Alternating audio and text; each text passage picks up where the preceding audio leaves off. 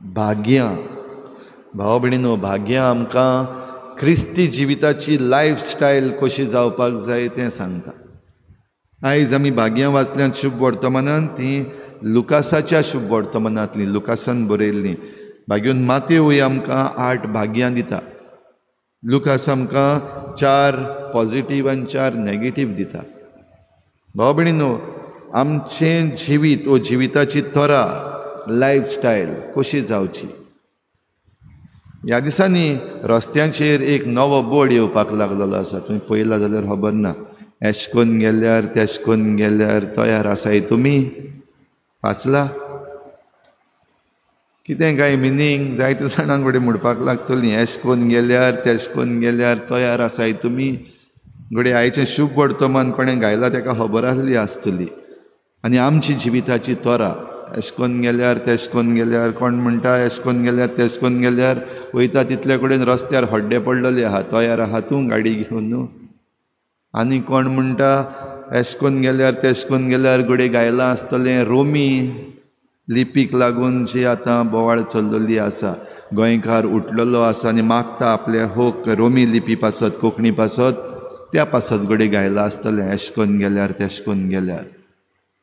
वो आनी कोण म्हणटा ह्या दिसांनी जे आमची जमनीचो सेल चल्लेलो आसा, गोंय इकूंक काडलेलें आसा आमच्या, जे कोणाच्या हातान पदवी आसा, जांच्या हातान दुडू आसात, गोंय विकूंक काडलेलें आसा. एक वाटेन भुतानी म्हणलेलो प्रोजेक्ट आमच्या शेजऱ्याक आयला, आमच्याय गांवांत पावला खंय तो. त्या वाटेन जांच्या हातान पदवी दिल्ली आसा, स्टेटीचो चीफ सेक्रेटरी, ताणें आपणाक जमीन घेतल्या. आनी हे भाशेन जमनीचो सेल करपाक जे कायदे बदललेले आसात 17(2)39A हांचे विशीं हें चलता आसतना तयार आसा तूं गोंयकारा. तुजें जिवीत वा तुजी लायफस्टायल आसा ती, तुजें दायज सांबाळपाक उपकारता, तयार आसा तुमी. हो प्रश्न अशें थोडे जाण म्हणटात. भाव भयणीनो, आमकां आयज भाग्योन पावलूय कोरिंथकारांक चीट बरोवन सांगता आंकवारी विशीं, जिविताची लायफस्टायल कशी जावची. तो म्हणटा आपूण चड सांगूंक सोदिना, पूण स्टेटस, लग्न जावचो काय सिंगल रावचो, दोनूय करीत जाल्यार पातोक ना. लग्न जाल्यार पातोक ना, सिंगल रावल्यार पातोक ना. पूण लग्न जायत जाल्यार त्या लग्न जिविताच्यो, ते लायफस्टायलीचे जबाबदारी आसा. आनी आंकवार रावत जाल्यार, सिंगल रावत जाल्यार त्याय जिविताक आपआपल्यो जबाबदारी आसात. म्हणटच हें जिवीत विचून काडटा तेन्ना जी जिविताची जबाबदारी वो जिविताक घास पडटली, तातूंतली हांव तुमकां निवारूंक सोदतां, अशें म्हणून भाग्यून पावलून कोरिंथकारांक चीट बरोवन सांगलें. भाव भयणीनो, आमी आतां आमचे लागीं जीं नात तीं रडटात. वेगवेगळे तरेन आयज आमकां लोक रडटा तो दिश्टी पडटा. कोणा लागीं दुडू ना, कोणा लागीं घर ना, कोणा लागीं जमीन ना, कोणा लागीं शिकप ना, कोणा लागीं डिग्री ना, कोणा लागीं जॉब ना. ह्यो सगल्यो वस्तू चलता आसतना आमी जायते पावटी वयर सकयल जाता, रडटा, आमकां दूख भोगता, आमी मागता देवा लागीं. आनी जेजू म्हणटा सुभागी तुमी, जी कोण गरीब आसात ती तुमी सुभागी, स्वर्गीचें राज तुमचें. जी कोण आतां भुकेल्यांत ती सुभागी, जांचे लागीं आतां कांयच ना अशें दिसता तुमी सुभागी, कित्याक तुमकां देव दितलो. आनी तुमी जी कोण आतां रडटात, दुखान पडलेलीं आसात, कश्टवतात आपल्या घरा लागीं, कोण एकसुरपणान आसात, कोण दुयेंसान आसात, कश्टवतात, रडटात, तुमी सुभागी, कित्याक तुमी हांसतल्यात आनी देव तुमकां हांसयतलो. विस्वास आसा काय आमकां? हें सगळें आमच्या जिवितांत चलता तेन्ना, म्हणल्यार एश कोन्न गेल्यार तेश कोन्न गेल्यार तयार आसात तुमी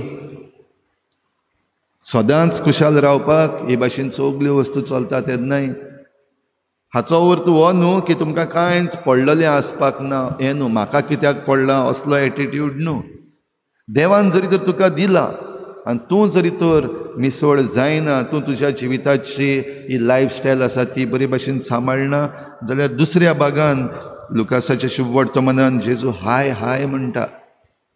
तुमी जी गिरेस्त आसा दिल्लें आसा तुमकां सगलें, तरी आसतना पोट भरना. आजून पासून आशा आसा दुसऱ्यांचें चोरून खावपाची, नागोवपाची, आडगां करपाची, कायदे बदलपाची, ते कायदे आपणाचे पासत वापरपाची आजून आशा आसा.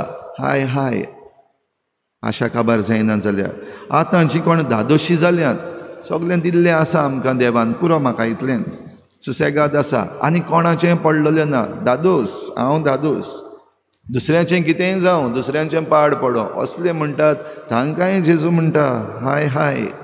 असली लायफस्टायल करीत जाल्यार देवा मुखार ती उपकारो ना.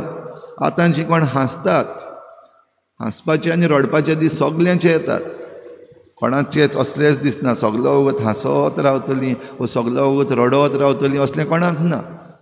हांसपाचेय दीस येतात, रडपाचेय दीस येतात, पूण आतां फकत हांसतात, आनी हांसतात तेन्ना जीं कोण रडटा तांची काळजीच ना, तांचें पडलेलेंच ना जाल्यार हाय हाय. भाव भयणीनो, अशें घडटा आसतना जेजून हेंय सांगलां, हें सुभागीपणाचें जिवीत जियेता आसतना, वो सुभागीपणाचें जिवीत म्हणल्यार आमच्यान म्हणूंक जाता आमी जेजूचेर भावार्थ दवरला, आमी बावतिजम घेतला आनी हो भावार्थ मानून घेवन आमी जियेता जाल्यार आमी सुभागी. पूण ह्या सुभागीपणानूय आडकोडी आसा, त्रास आसा, दुमाळो आसा. ह्या दिसांनी आमचो गव्हर्नर आसा तेणें एक स्टेटमेंट केल्लो आमी आयकता. सेन्सस घोडे भायर सरूंक ना, पूण क्रिस्तांवां विशीं, मुस्लिमां विशीं जी संख्या वाडटा आनी संख्या देंवता ताचे विशीं तो उलयला, एक कन्सर्न दाखयला. भाव भयणीनो, ह्यो असल्यो सगल्यो वस्तू घडटल्यो, उलोवपी जायते येतले, सांगपी जायते येतले, चाळोवन घालपाचेय जायते येतले आनी दुखी करपाचेय जायते येतले. ह्या सगल्यांत एशकोन गेल्यार तेशकोन गेल्यार तयार आसात तुमी? क्रिस्ती जिवीत जिवंक तयार आसात तुमी? ज्यो चॅलेंजीस आसात आमचे मुखार, जीं आव्हानां आसात जेजूचे पाटलावदारा म्हणून, ती जिवंक तयार आसात तुमी? जरी तर तयार आसा जाल्यार देवाक आर्गां दिवया आनी आमचें क्रिस्ती जिवीत बरे भाशेन जिवया आनीक जेजूचें शुभ वर्तमान परगटपी जावन आमी गोवाय जावया.